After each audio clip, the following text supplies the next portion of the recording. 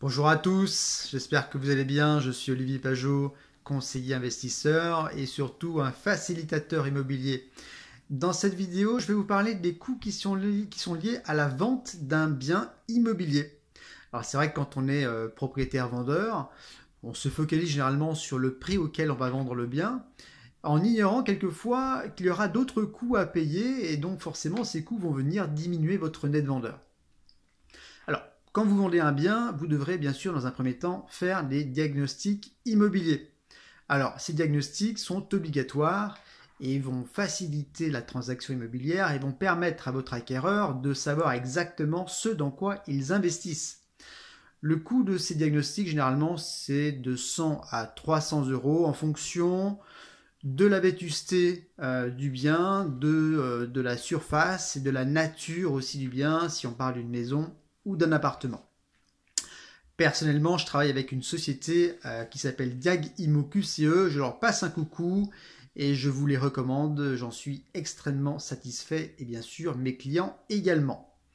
Deuxième coût qu'il faut prendre en compte, c'est ce qu'on appelle l'état daté.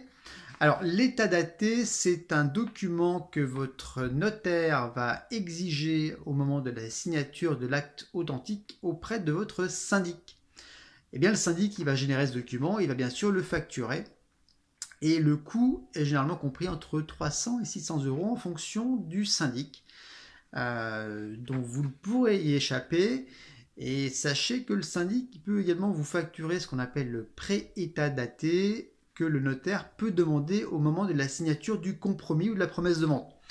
Attention donc à ne pas être facturé deux fois par votre syndic. Troisième coût à prendre en compte, c'est la main levée d'hypothèque. Alors effectivement, quand vous souscrivez un crédit bancaire auprès d'une banque, lorsque vous achetez votre bien immobilier, la banque va certainement prendre une hypothèque. Dans le cas d'une défaillance du remboursement, elle serait donc à même de saisir le bien et de le vendre. Donc elle va souscrire une hypothèque. Donc, lorsque vous revendez ce bien avant la fin du terme du crédit, vous devrez donc, le notaire en tout cas, va faire une main levée d'hypothèque. Et cette main levée, généralement, c'est de 0,3-0,6% du montant total du crédit. Pour un crédit de 200 000 euros, cette main levée représente environ 900 euros. Donc, c'est un coût qui n'est pas négligeable et qu'il faut prendre en compte lorsque vous revendez votre bien. Troisième ou quatrième coût, c'est ce qu'on appelle évidemment la plus-value. Alors la plus-value immobilière, vous achetez un bien à 100 000, vous le revendez à 200 000, forcément vous réalisez une plus-value immobilière sur laquelle vous serez taxé. Alors cette taxation va se réduire au fil des ans puisqu'il y a des abattements qui vont se mettre en place. Et cette taxation, évidemment, ne concerne pas la vente d'une résidence principale. Donc ça, c'est vraiment la très très bonne nouvelle. Je ne sais pas si ça va durer, mais en tout cas, aujourd'hui, c'est un plus assez incroyable. En revanche, lorsque vous détenez une résidence secondaire ou si vous faites de l'investissement locatif, vous devrez en principe payer donc de la taxation sur cette plus-value.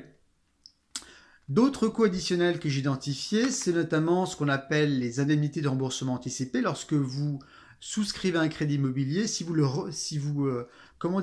soldez dans les 3 premières années, vous devrez en principe payer donc des indemnités à votre banque qui s'élèvent en principe à 6 mois d'intérêt. Voilà. Bon, c'est pas un coût énorme, mais quand même, il faudra prendre en compte ce coût.